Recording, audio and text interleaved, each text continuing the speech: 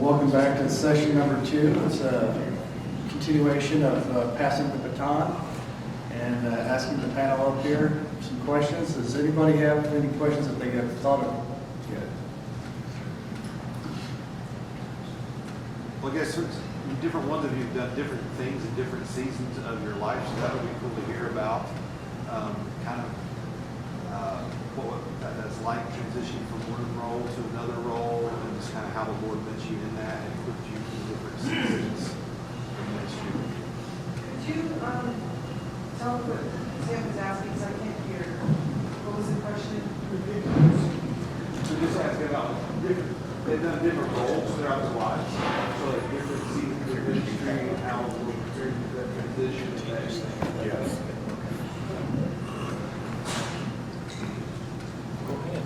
You can give us a young perspective. Okay. I was just talking about this with Ben literally just 5 minutes ago. One of the things I was saying is I have a passion for local church ministry. That's where I served for previous 8 years in the local church. I know one of my gifts is shepherding and whatnot, and so I did that, and I did it with my whole heart for some years. And I had never done camp ministry, as a lot of you know. And so the transition there, I was talking to Ben about how God is so amazing, where He'll allow you to see something, later on that you didn't even realize. A lot of times we find our identity in the thing that we do, and instead of our identity being in Christ. And so for me, I was more passionate in who I was as a leader in the local church, as a shepherd of the people that I loved and cared for, at times than I was passionate about my identity in Christ. And so a few years ago, if you would have told me that God was going to take me out of serving in the local church and to put me in camp, something that I've never done before, I would have said, I don't want to do that. But because my identity was in that which the Lord allowed me to do, but that which I found, that which I was gifted in and found a passion for or whatnot. Well, fast forward, the Lord began to deal with me even before coming to Sudan about, your identity is in me, your commitment and devotion is to me. So wherever I put you, then you are to do it with your whole heart. So transition can be tough, and serving in a functioning in a role that's different than what you're used to can be tough. But long as He's the focus and He's the, He's the one that we're committed to, then I believe we can do what it is that we need to do.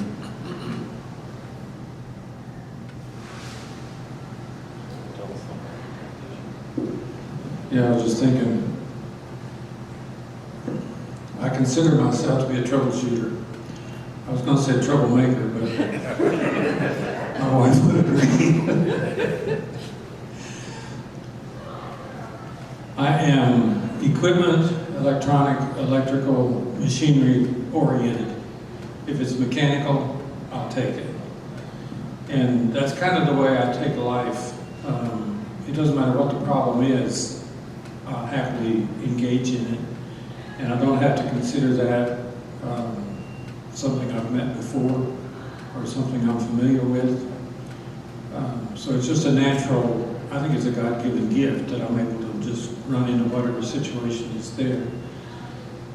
We served in Brazil, and I went there as a technician. Two-way radio was the primary function.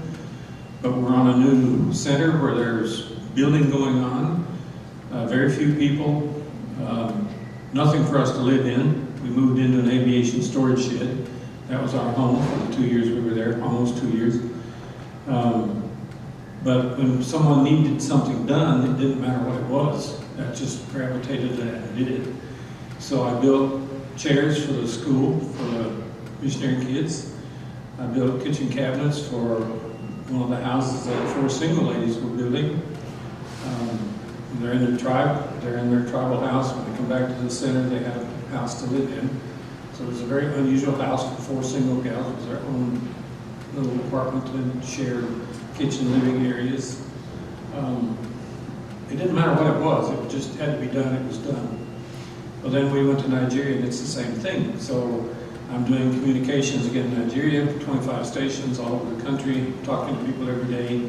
Got one translator who's working on 3 languages at the same time, and he wants to make cassette tapes of new translated material that he can distribute to people to hear and see if they're getting truth expressed, if they're understanding their own language.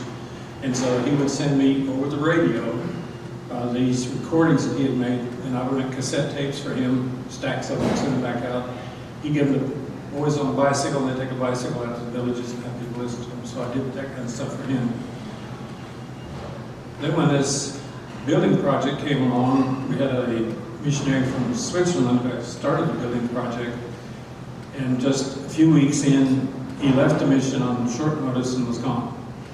We made a quick transition. I said, we'll take the project on and do it. There wasn't anybody else to do it. There's no other builder in the country out to build it either.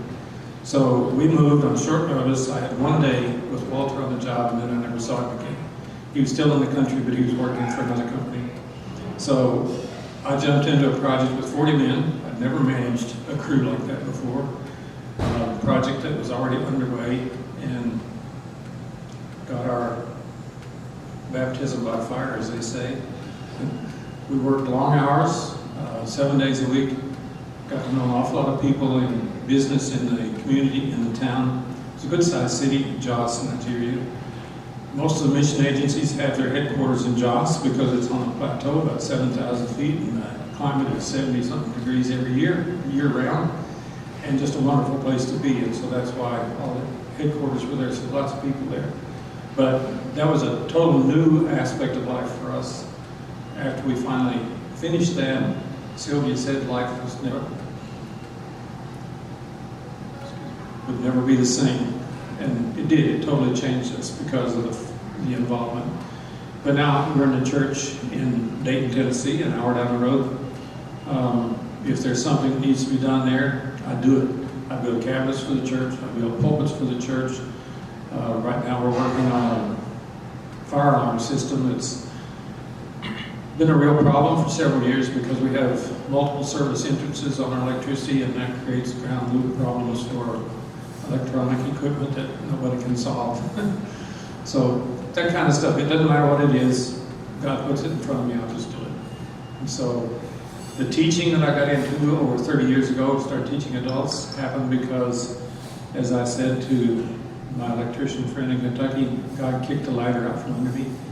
I fell 10 feet, crushed a heel, and Dr. Rutterbush said, well, you'll be in bed 12 weeks until your heel reforms bones and you can start to walk again.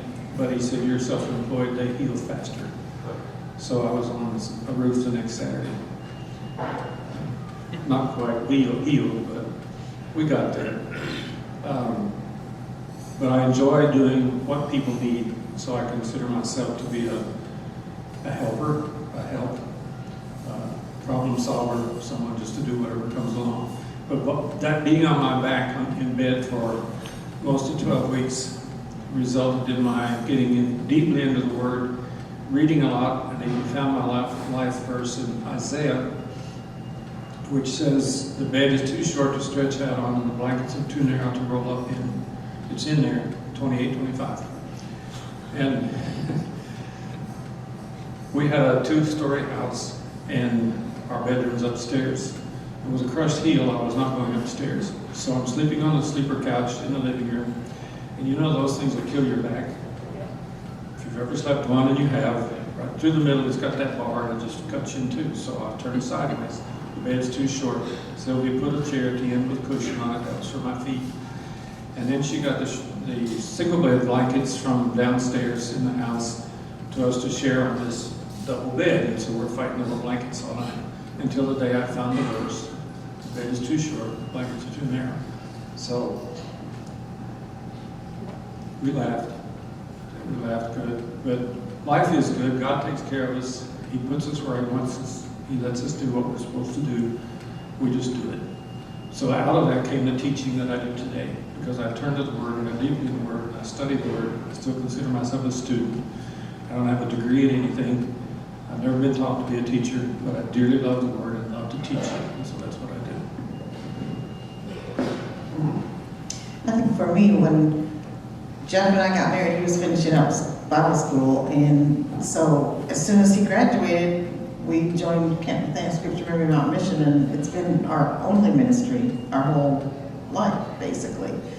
And so it's been my whole life. You know, I was raised there as a mission kid, and I worked summer staff for I don't know how many summers, 8, 9, 10 summers, and so it's just been my whole life. And so when I met like with my discipleship girls this summer, I said, you know, I know what you're going through. I've done every single job you've done. You know, I've been in the dishroom, I've been in the kitchen, I've counseled kids, I've worked in team lab, I worked everything except horses. I've never done horses, so they kind of scare me. And they didn't have horses when I was a summer staff, so I never got into that job. But then moving forward to member care, you know, and I'm looking at, I was the office manager for years, you know, and then a good chunk of the time that we've been there, I was a mom raising 3 kids, you know, and so I tell our young ones that come in, I call them young, you know, they're in their 20s, and I tell them, you know, we've been where they've been. We came as a couple, no kids, we've had 3 kids, we've raised them, we've sent them all off, they're all grown now, so we've lived on support all our whole married life, so we know where they are and what they're going through, and so I think that helps us be able to help others. So whatever experiences you have in the, you know, transitions, if you want to call them that, God can use every one of those for you to be able to bless somebody else somewhere down the road. Okay, any other questions? Yeah, Daniel, we always hear about passing the baton from us old people backwards. Gary, how does it look from your side? What's the couple things that you could give us advice? Yes. I tell you, I have a lot of friends and peers who have been in my seat of receiving the baton. And I'll say some of the challenges of it is, you know, you'll hear someone said earlier that, I believe it was Jeff, that, you know, it's the younger generation, they need this, that, and that. I love the way Jeff went on and explained, you know, how he explained after that. But most people, you know, from what I hear, you know, there are a lot of older generation people, when they hear that, they say, yeah, but in a negative tone. Yeah. and they'll chuckle or whatnot. And that's been one of the struggles for, I know some peers of mine. Vernon has been very gracious and very understanding and patient, and he's given me a lot of flexibility and freedom to be me. And so that's not in this case at all, and thank God for that.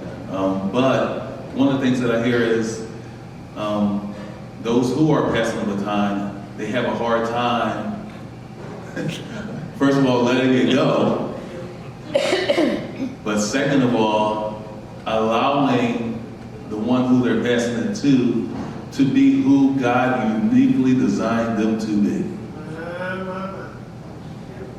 A lot of times they want them to be, you know, themselves.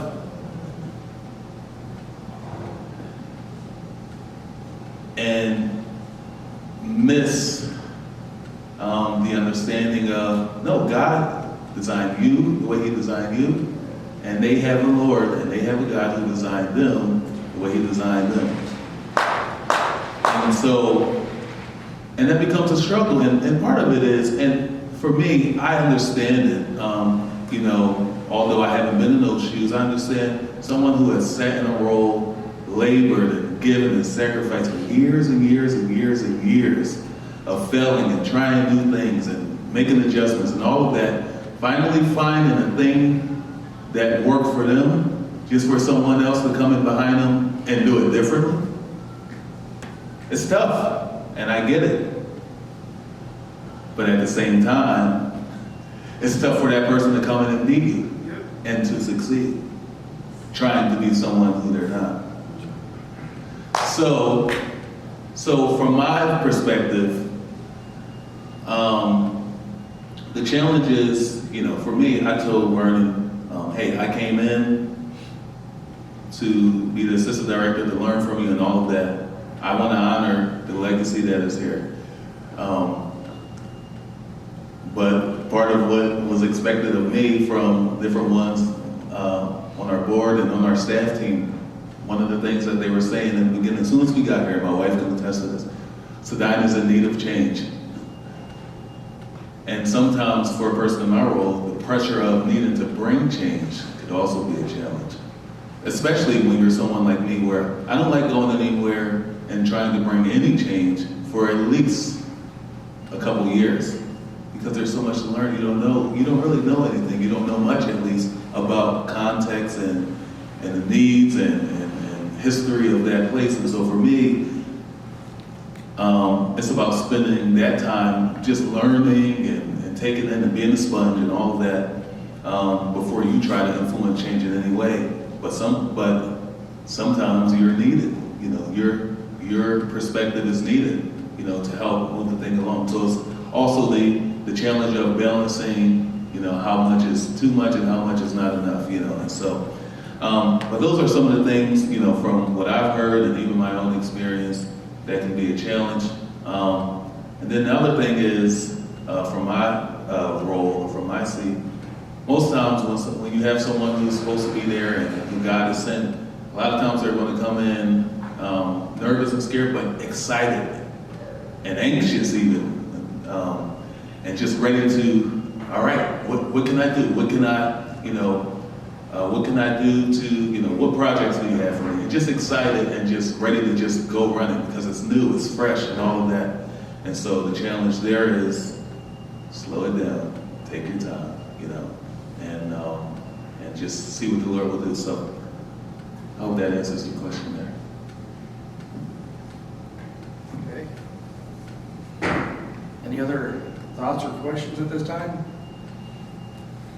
Kind of reverse the roles now. For those that are in the process of passing or have passed the baton, how do you deal with the passing? Is it easy to let go? And what if you see something different in their life than what you were hoping for passing the baton? How do you process that?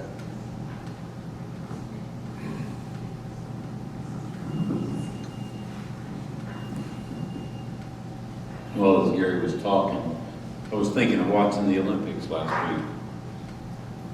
A couple things that you notice. Each person runs their own leg. And each one of them has this little different style of running. Some of them took off and ran really hard first, and then they leveled it out further out. Some of them took off kind of level and then they just burned it out at the end. But the other thing you notice is the passing zone is a defined area. If you go outside of that defined area, you're disqualified. And we had an American U.S. team that was disqualified because they didn't pass the baton in the defined area. And the defined area can be different, but there is a defined area. And you have the baton and you're passing it and it's in the other person's hand, and then it's no longer in your hand.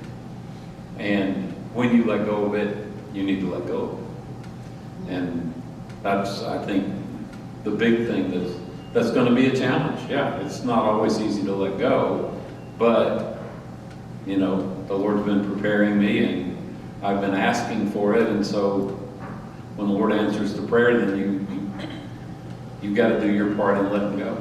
And I think that's probably the big thing. How do you deal with it when folks don't do it the way you would do it? Well, you're going to have to just say, yes, sir.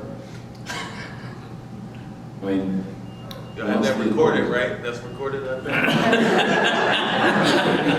think. we can scratch it. Any other thoughts, or? I'll just say that, as Beth said, our path started when we were just 23-year-olds, and coming out of Bible school. And so our transitions have all happened within the ministry. We don't know any different, really.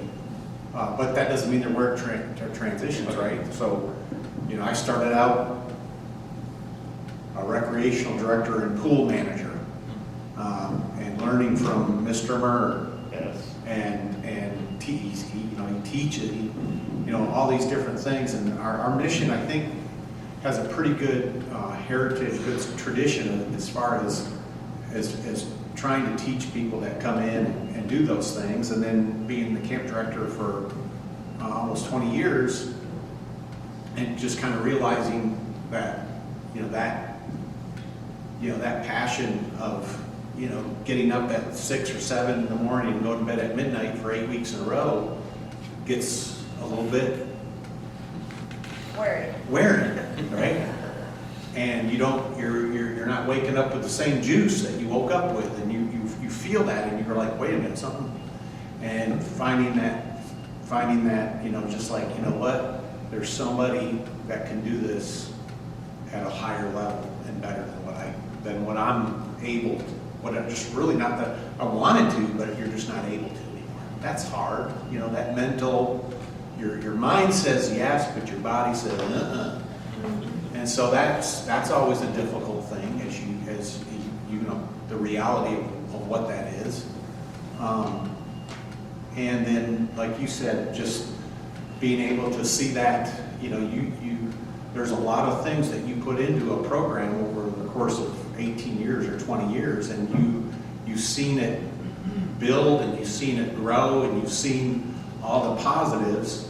And there is a level of when you pass that over to somebody, you say, now here's how you do it. We've got this. But just like you said, there's other people that come with maybe a little different twist to it or something. And I've always been willing, and I think this is important. We never want to get into because we've always done it that way. That's terrible. Terrible. I hope I'm willing to defend why I did it, right? If somebody comes to me and says, why did you do it that way? I better have a good answer. Right. I better have something to say and say, here's how we came to that conclusion, this, and this. And when you start to make a change in a program, and Gary, if Vernon's not already told you this, I'm telling you this. What happens is that change often impacts or influences 2 or 3 or 4 other things. Yeah. The change itself wasn't a bad thing. It's the impact that it had on 2 or 3 or 4 other things that you thought, oh, wait a minute, because I changed this, now this is different, this, and that's not too cool. But you were so focused on the initial change, you didn't take time to see the impact that was going to have on other things. And so I would just say, I'm not against change, just make sure that you're thinking about the impact that it's going to have in different areas of the ministry before you pull the trigger on it, because a lot of times it will, and it does. So that's We had a conversation about that this week. Okay. I'd like a little more involvement with the audience here. Any thoughts, any questions, or any feedback? All right, another question we have is, in a previous session with our speaker, he spoke on gifts and the importance of them. And each one of us is tasked with a certain gift. It may be the gift of giving, it may be the gift of teaching, or whatever the gift is. When you're passing the baton, you may not see that same gift in the next person, or when you're receiving the baton, you may not see that you have the same gift that the other person had. How does that affect in the process? I'm a very highly organized, compartmentalized person. So if I turn something over to somebody, and I've had to turn a lot of things that I do over to other people, the younger generation, and thank goodness for them, because I don't want to have to do it all forever. So I have turned over a lot responsibilities, like this camp scheduling and all that kind of stuff.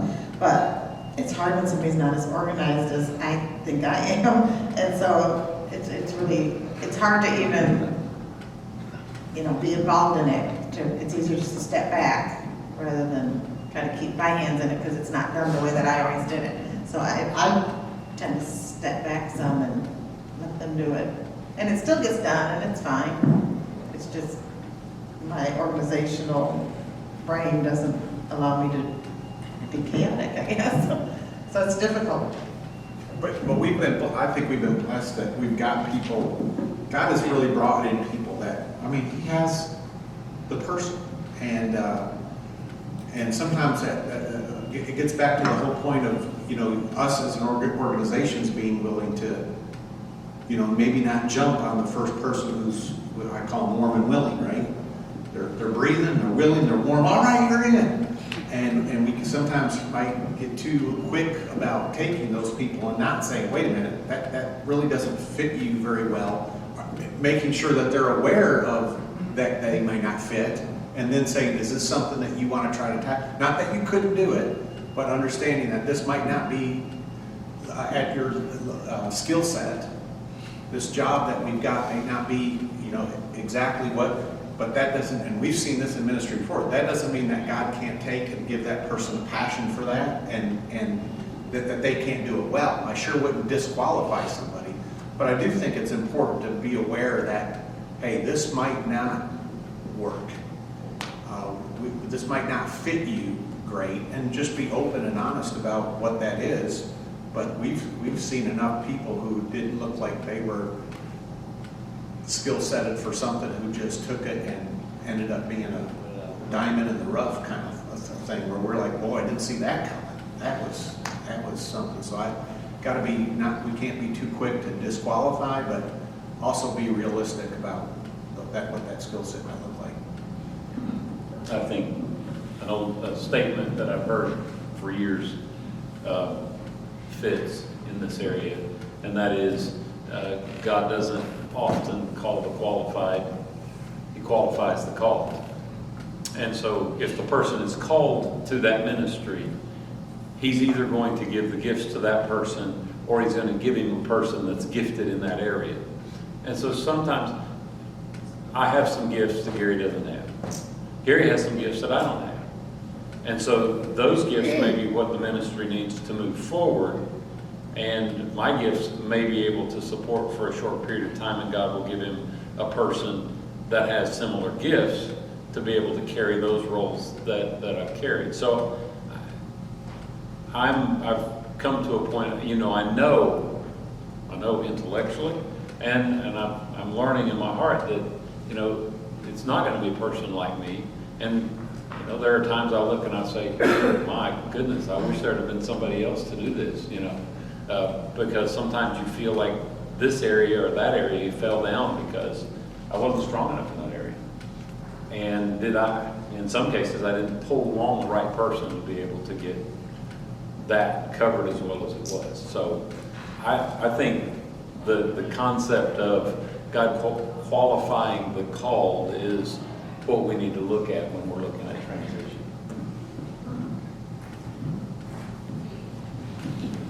Okay. I'm running out of questions myself, so do you have a question there?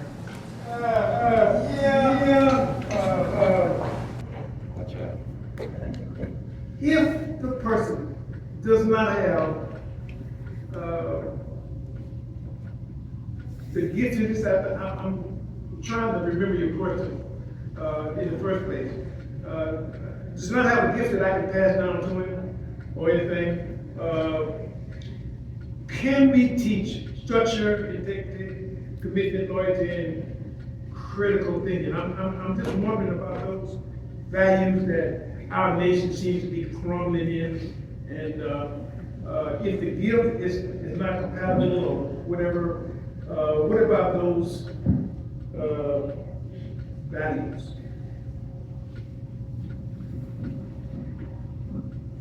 I think John Maxwell says you can't teach character. And it's something like that he says. You need a person of character more than you, because there are skills you can teach. And so the integrity and some of those things are critical, you know, in bringing a person in. And, you know, that's one of the things I believe, you know, our board did a good job in vetting the character of Brother Gary. One of the things that has helped Gary and I in our relationship is our common relationship with my son. Daniel and he had built quite a relationship. And so when things started moving, that Gary was a possibility, Daniel made sure I knew a lot of Gary's good qualities before I ever met him. The things that he appreciated about Gary, I knew about it. And from what Gary has told me, a similar thing happened as far as Daniel sharing with him what he felt were strengths and what, you know, and why I needed help. But you know, so our common relationship has actually helped build our relationship because of that. And so I have confidence in Brother Gary's character. And so I believe, and from my experience with him, then I am personally convinced of his character, and his ability to learn the skills has, you know, I mean, I told him what we needed to do at camp, and I sat back and watched him do it, and he'd get to a hard spot and he'd come and say, well, what about this? And we'd talk about it, and either he would come up with a solution or I would share something that would trigger something for him. And so, you know, it was the, what's that, watch me and do this, but he didn't get to watch me do much. I mean, I guess staff training week, I kind of took a little more of the lead, but then once we got into camp, it was, you know, his baby, and he started bossing me around. He gave me a job, so I couldn't, yeah, it's just, no, anyway. Well, he put me in a place where I wouldn't be in his way, yeah. Just to be clear, values, a value like critical thinking, loyalty, they cannot be taught. They cannot be taught. Generally, they cannot be taught. The Holy Spirit can do them in the life of a person, but. Okay. Another question is, what we saw, like, with what happened with the leadership in ANAM, that someone was really wanting to be involved, but due to circumstances, it could be health or any other reason, they may have to step down. So how do you deal with passing the baton and having to pick it back up again? I'm hoping not to have to deal with that. Lord, keep you up. I can speak on that some. Go ahead. When I called Vernon, when I heard there was 2 couples retiring from camp, I called and said, I'll come over and work 2 or 3 days a week. Thinking I'm going to answer telephones, work in the mailing department like I did 40-some years ago. And Vernon said, oh, I have a place I can put you. I'll put you in the business office. Now, I have a degree in office administration, but that's business office, money, you know, there's a little bit of difference there. So Carol had 3 days with me to show me and try to teach me a lot of what she was doing. She was passing that baton to me.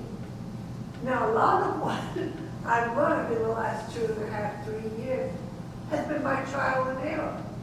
And it's going to be that way. But she tried, but Vernon's there, and he's helping me in areas that I need help in. So he's passed the baton to. So I have batons coming at me in 2 or 3 different ways. But, you know, if you've got a willing heart, and Sedine's always been my home since I came here in 65. And I've been in and out in different areas. But when I left, when the opportunity came up for me to come back, I have thanked the Lord so many times for bringing me home. And so that maybe it's a different feeling. Maybe we're getting side batons and not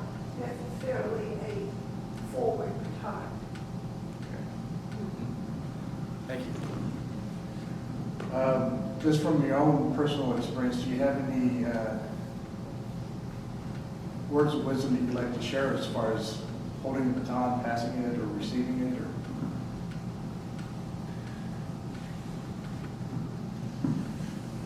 I think one thing that's very important, again, mentioned earlier, identity in Christ is very important because it'll help us remember that we don't own any of it. It doesn't belong to us. We get to steward whatever. We get to steward it while the baton is in our hand. But ultimately, it belongs to Christ. And that we're doing it for Him. And so, when the challenges arise, hey, doing it for Him. In the days that we feel great, He gets the glory because we're doing it for Him.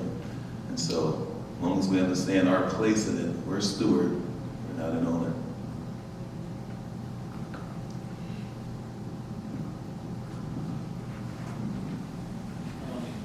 I'll just throw out this out. This is going to sound less spiritual, more business-like.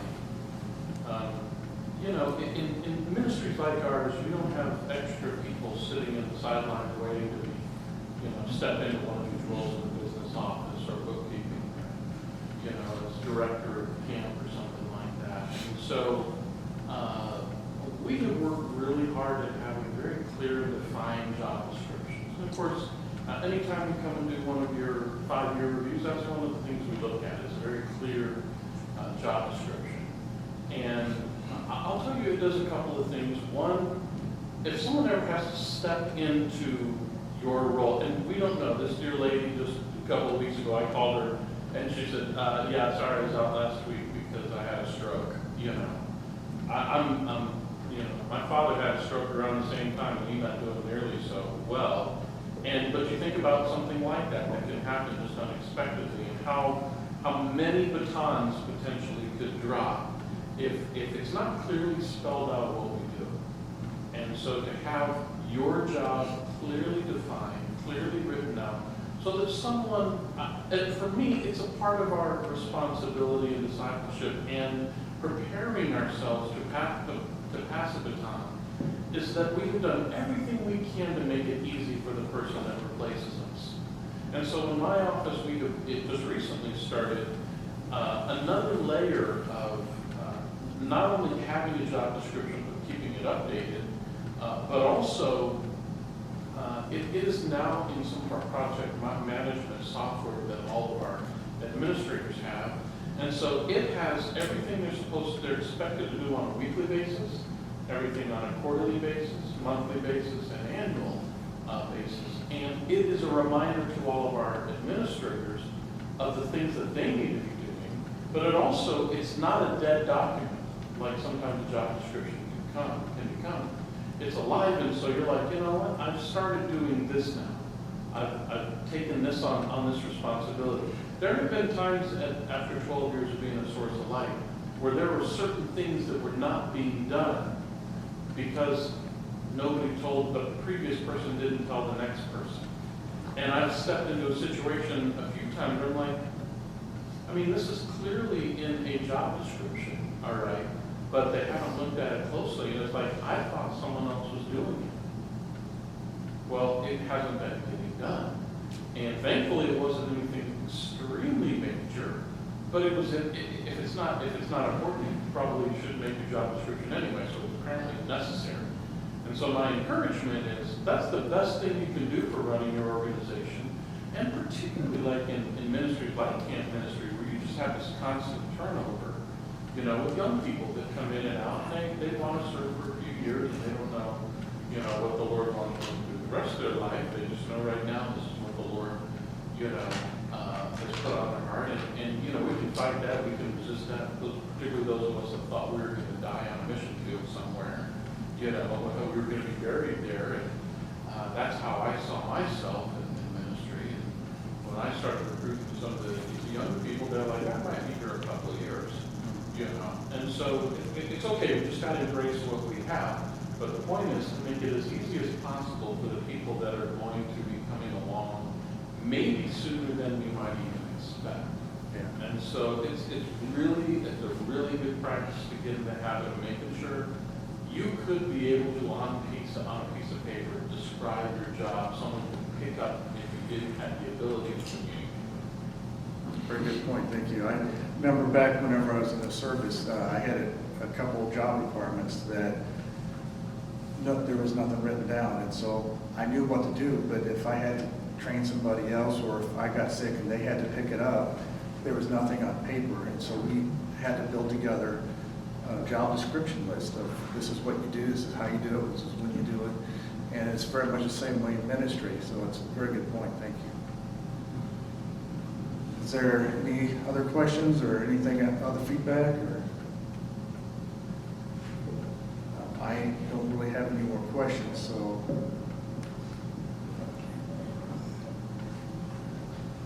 If nobody has any more questions, I'm going to ask Ron. Ron's going to do a presentation for Source of Light. We were going to do it later, but we got time now.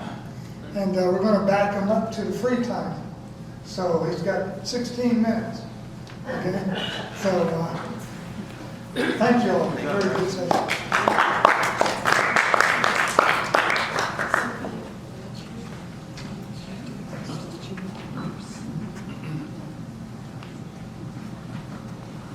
Well, this one will be a little bit easier, since I do this regularly. This, you left it. Good. You probably didn't tell Mary to turn it off. Put that in the job description. Turn off laser remote after. I mean, it's silly, but, next time someone goes to use this, the battery's gonna be dead. And Warren's not getting any younger. Vernon, I mean, look at me, I'm forgetting people's names. Vernon's not getting any younger, he'll forget it. See? And by the way, I've entered into a new stage in life, and that is hearing aids. And for a few years now, the doctors have been telling me that there's a lot of research now about early onset dementia and so forth. And my wife was kind of like, let's invest in the money, She said, I'm kind of hoping you're here to take care of me and not the other way around, when we get old. So anyway, it's a little disorienting, particularly now when I'm singing and doing music. So excuse me every once in a while when I seem a little bewildered because, the things are messing with me sometimes. And so anyway, which will be fun next week. I might just have to totally take them out because I'll be preaching next weekend. This time I'll be doing a pastor's conference in Mozambique for about 300 pastors. And so it'll be I'll probably just have to take the stupid things out, it's going to be annoying. But anyway, so I talked about ANAM, and Source of Light has been a member mission of ANAM for a very long time. You've seen us here before, and I'm not going to go through everything. Most of you, there isn't anybody really in the room that's not familiar with us. A lot of you are familiar with the literature side of things, but sometimes people are surprised that we're also a mission agency. And of course you can see what our mission statement, vision is, but I tell people, and it's interesting because I've been, for the majority of my ministry, I've been a pastor and church planter. Yet at the same time, the very focus of all of my ministries have always been discipleship. Because discipleship is the Great Commission, and that's really what my passion is. And that's not against any other ministry. And I believe every ministry ought to be trying to accomplish the Great Commission, but everybody will say they're doing discipleship. But sometimes I run into ministry and I'm not quite sure that's what their eventual goal is, because they don't seem to be getting around to it. I've been a church planter for, as I mentioned, the majority of my life. And it's interesting, you can start a church and not carry out the Great Commission. Isn't that a shame? But it's happening. In fact, most of the churches in America aren't carrying out the Great Commission. I had a donor recently say, I really give to the ministry of Source of Light because I have a hard time supporting the ministry of my local church. And it's a big Southern Baptist church near me. And they want to build a $2 million building. And he said, my church has baptized one person last year.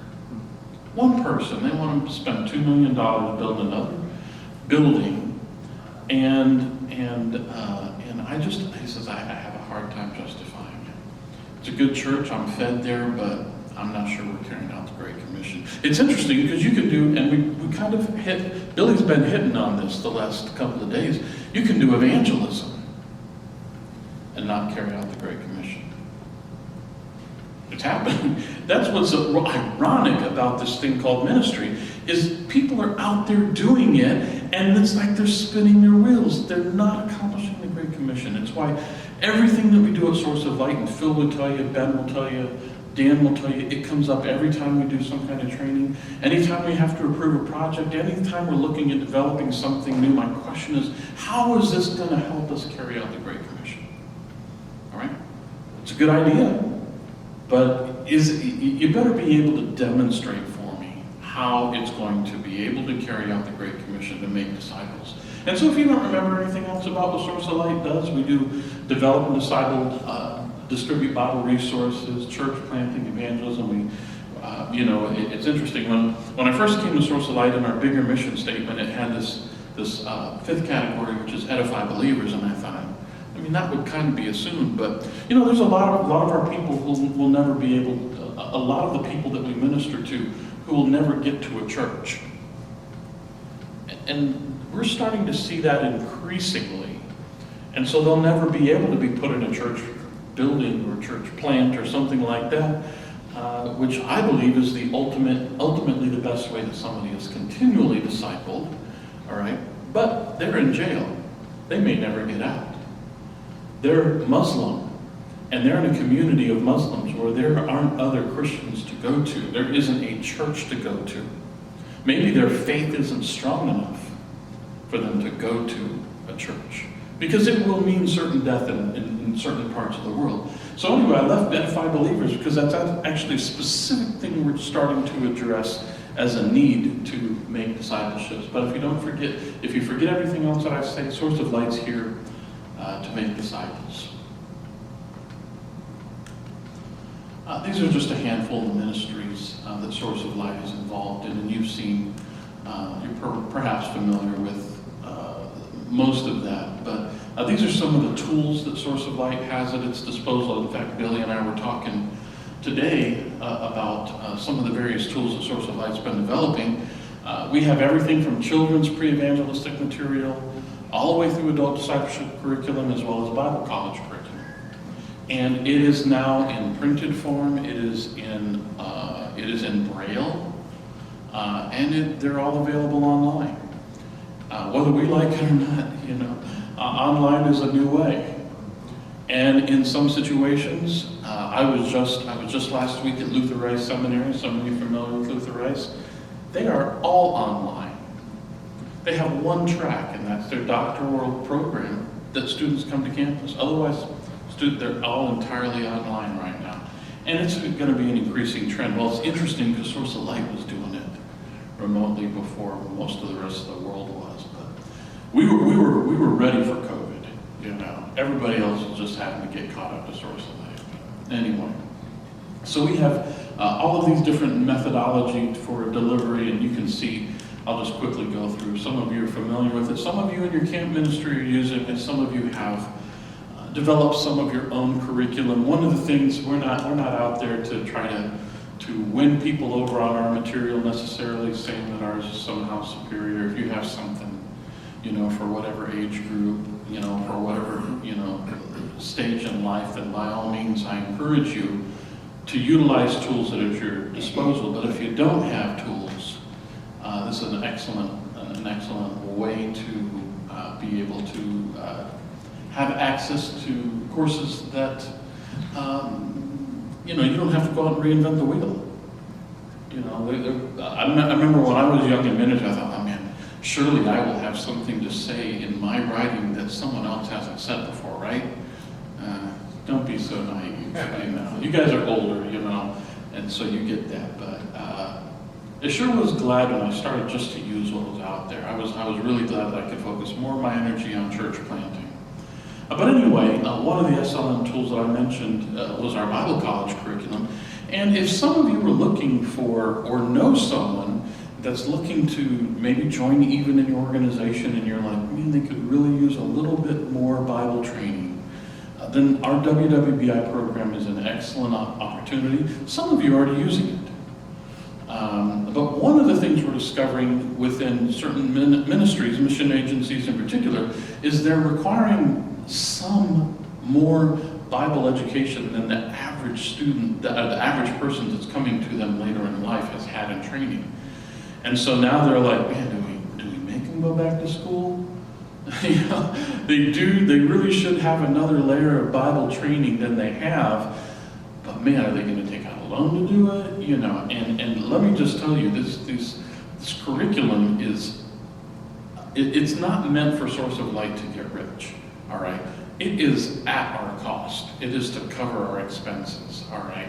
We're not a Bible college trying to support a staff or a Bible college, or to say we have this big school or something. We just want to provide resources and tools for people to be more effective in ministry and to make disciples. And so if you know someone that needs to use it, they can either go online or they can contact us and they can find out. We have 6,000 students around the world. Current students, 6,000.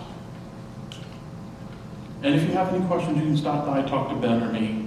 In particular, my wife is the one that runs it.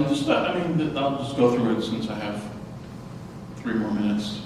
I'm going to steal from Ben apparently. But you can, if you have more questions, I'll actually let you run by and look at some of these. We actually have 2 institute level systems.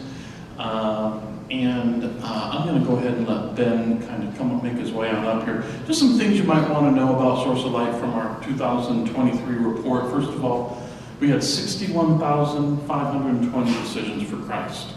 Okay? That was not a raised hand. Okay?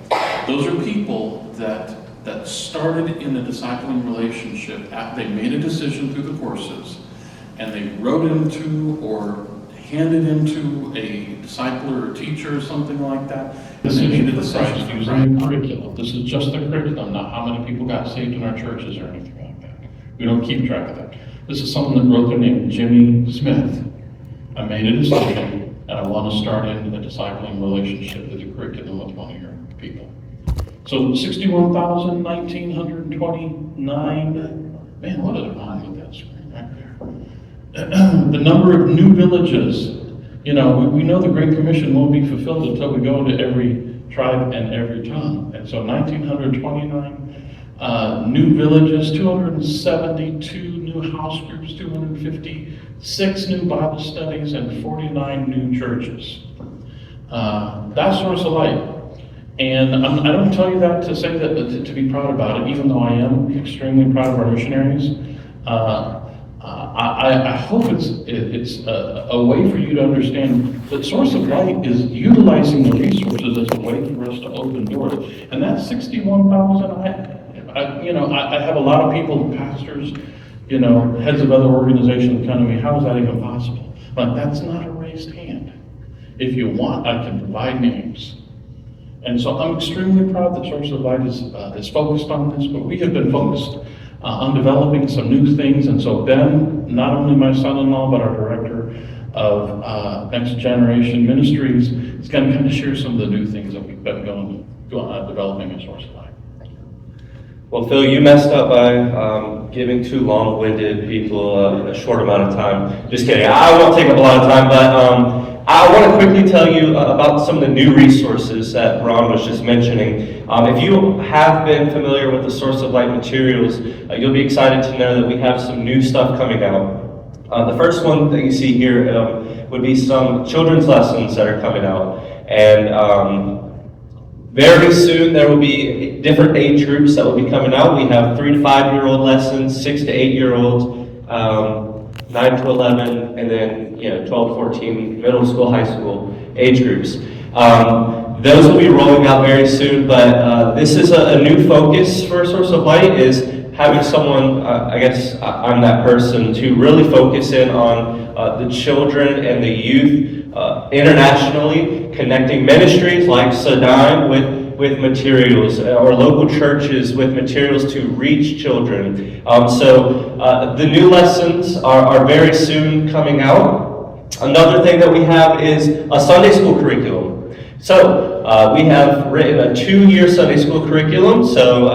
And this, what's really cool about the Sunday school curriculum is that it is a chronological thing. So lesson 1, you're going to be really starting out in Genesis 1. And then as you go through the 2 years, you'll have gone through the whole Bible. So it's a 2 years chronological Sunday school curriculum. This is actually going to be a free resource. This isn't a resource that we print, because at Source of Light we do have a really big print shop that we print all of our lessons, but the Sunday school materials is not printed. It'll actually just be on our website, and then churches and Sunday school teachers can go on our website, print as many copies as they would need. It's just a 1-page, so there's a little activity on it, and it's free. So you can just go on the website. If you have 20 students in your class, print off 20 pages, they have the lesson all for free right there, which is great, right? People don't have to pay for this. It's already up on the website. You can photocopy or just use one copy, whatever it is. It's there. We just want to give you the resources and the tools for churches to communicate the gospel for children. Hey, Ben? Yes? Is that just one age group, or is there several?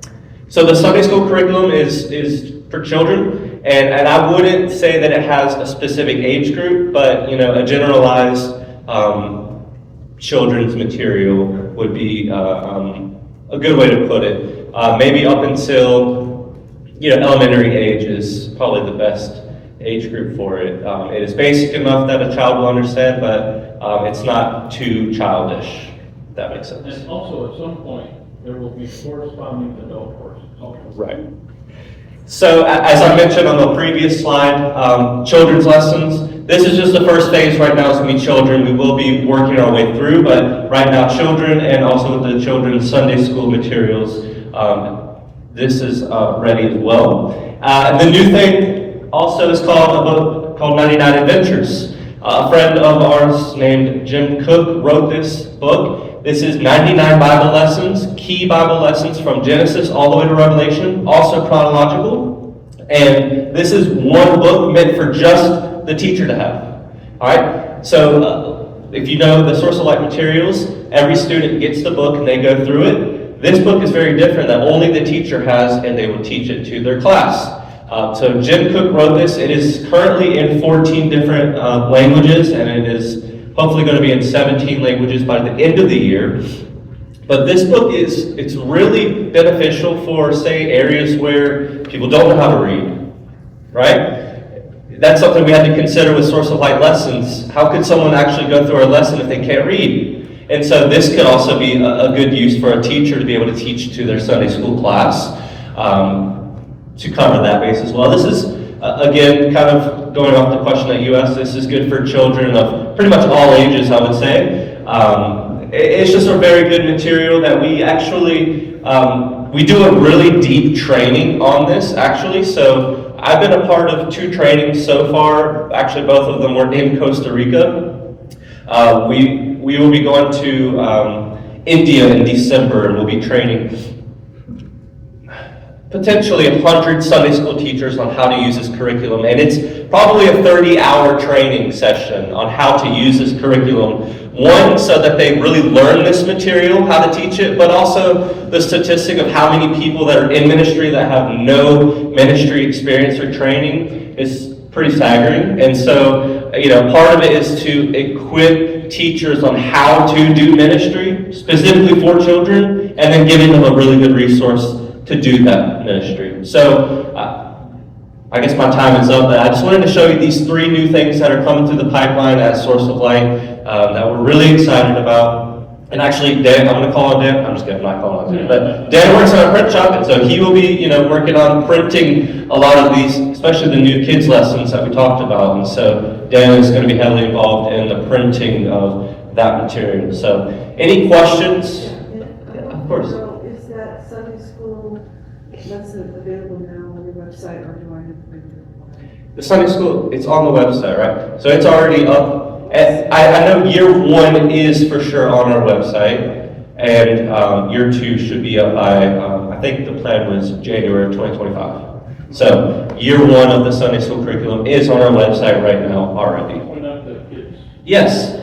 Let's see. Okay, so up here you will see we had an intern from Liberty University create a new website for us called slmkids.org. And that is going to be a resource that we are going to be beefing up and putting a lot of additional resources as well as our kids' materials. The 99 Adventures is definitely a tool that we'll have up there, the Sunday school stuff. And then, other materials that, say if they go through a book about creation, and our book is only 32 pages long, but there is so much more to be said about creation than what we could fit in a book. We want to have those resources available on our website where you could go and get more, information about a certain topic, whether it be creation or whatever. But slmkids.org is going to be a resource that we are really going to, heavily use as well, going on in the future with activities and lessons and other things like that. That's where the SLM Kids is where you can find the children's lessons at this point. The Sunday school. All right, any other questions about Source of Light? All right. Okay, so I think, Phil, is it fine if I go ahead and transition us over into... All right, 5 o'clock supper. We have free time until then. If you signed up for something, you can go have some fun. You want me to pray us up? All right, let's pray. Father God, thank you so much for this time. Thank you for our sessions and the discussions that we've had. God, I pray that it be beneficial for each one of us to build relationships and to be in your word and to praise you. God, thank you so much that we could all be here today and to spend time with each other. Watch over us as we go our ways. In Jesus' name I pray. Amen.